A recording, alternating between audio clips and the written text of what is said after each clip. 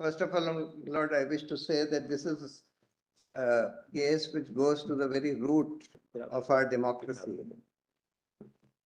And I'm glad, my Lord, that the court has finally fixed it for hearing and constituted a constitutional bench, given the importance of the case. Lord, I have been in the PIL space for many years, but I have never seen this kind of public interest involved in any PIL that I have ever done. I mean, the amount of interest that this has aroused is absolutely astounding. Lord, there are, I'll just show your Lordship what the electoral bond scheme is. By this petition, my Lord, we have this, I am appearing for ADR, and we have filed written submissions which are in volume 1 and start at page 1. We have, in our written submissions, my Lord, mentioned that we are challenging in our petition also, we are challenging the amendments brought in FCRA by the Finance Act of 2016. So first, my Lord, in 2016,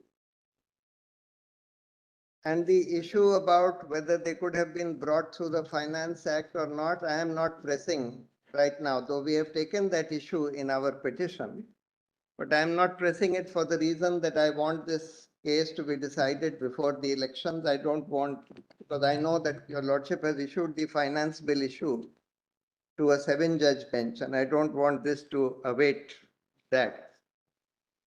So I'm restricting myself to the other grounds of challenge. So first, my Lord, we have challenged the amendments brought to the Foreign Contribution Regulation Act of 26 by the Finance Act of 2016. And in essence, my Lord, those amendments were that prior to that amendment, we have actually in our written submissions, my Lord, we have given a chart of the amendments.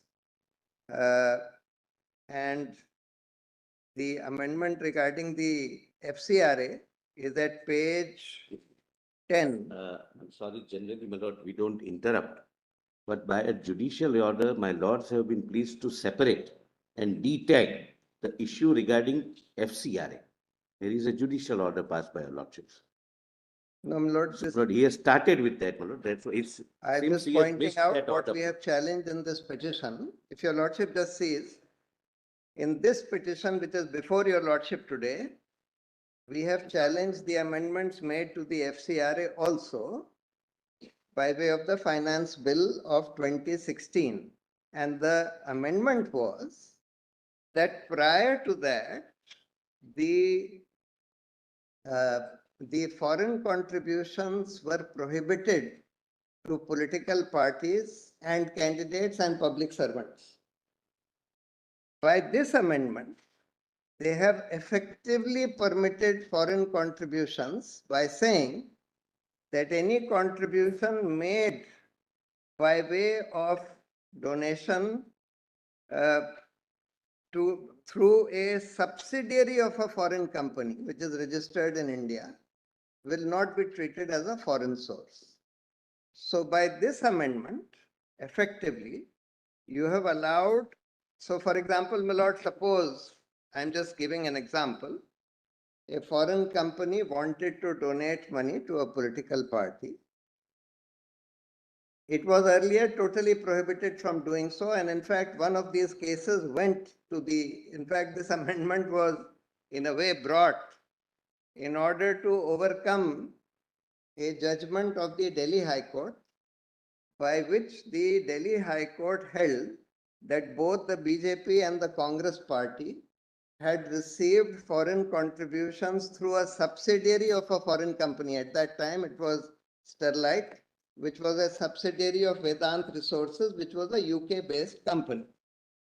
And they said that therefore appropriate action should be taken against these political parties. To overcome that, my lord, a retrospective amendment was brought through the Finance Act into FCRA by saying that if the donation is made by a subsidiary of a foreign company, in that case also that was a subsidiary, Sterlite was a subsidiary of Vedant Resources UK, then that will not be treated to be a foreign source. So this is the amendment which has been brought, and we have mentioned this, my lord, uh, at page 10 of our written. That has strictly speaking no relevance to the challenge on the electoral bond scheme. True, but I am only saying that. Which is perhaps why the solicitor mentioned that. Yes, but that has been my lord, detagged. that That issue was electoral detagged. bond scheme, Certification of 3 cases. 31st of January 23 order.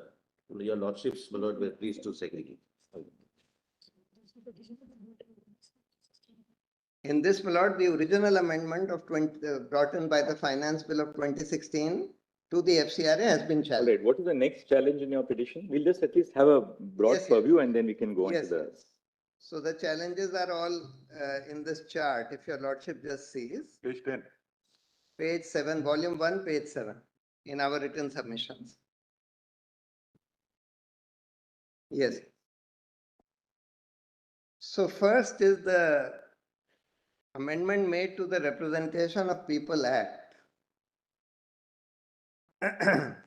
Earlier, my lord, the Act said 29C. On the left side is the original and the right side is the amendment. Amended.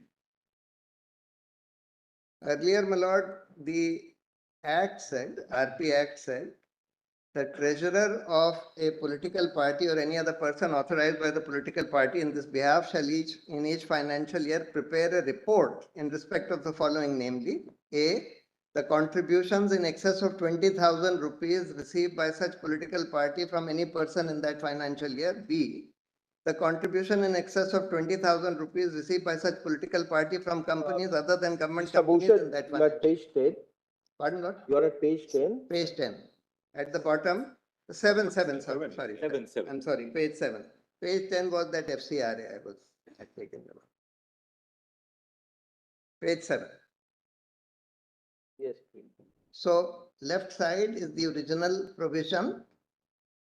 And then, my lord, 4 said, where the treasurer on the left side, original, where the treasurer of any political party or any other person authorized by the political party in this behalf fails to submit a report under subsection 3, then notwithstanding anything contained in the Income Tax Act, such political party shall not be entitled to any tax relief under that act, because contributions to political parties are exempted at both ends.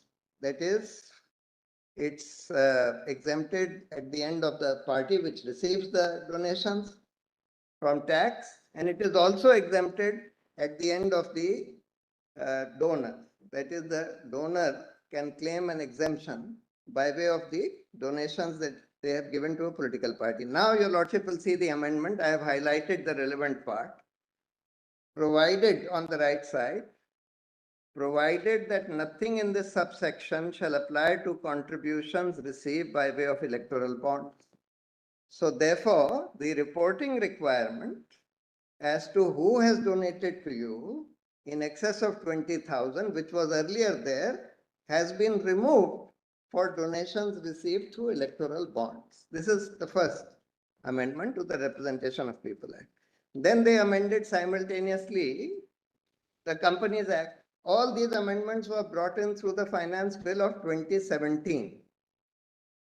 Finance Act of 2017. Now the Companies Act 182 originally prescribed, notwithstanding anything contained in any other provision, a company other than a government company and a company which has been in existence for less than 3 financial years may contribute any amount directly or indirectly to any political party, provided that the amount referred to in subsection 1, as the case may be, the aggregate of the amounts that may be so contributed by the company in any financial year shall not exceed, this is important, shall not exceed 7.5% of its average net profits during 3 immediately preceding financial years. So there was a limit, there was a cap of 7.5% of last 3 years average profits on the amount of corporate donations that any company could give to a political party.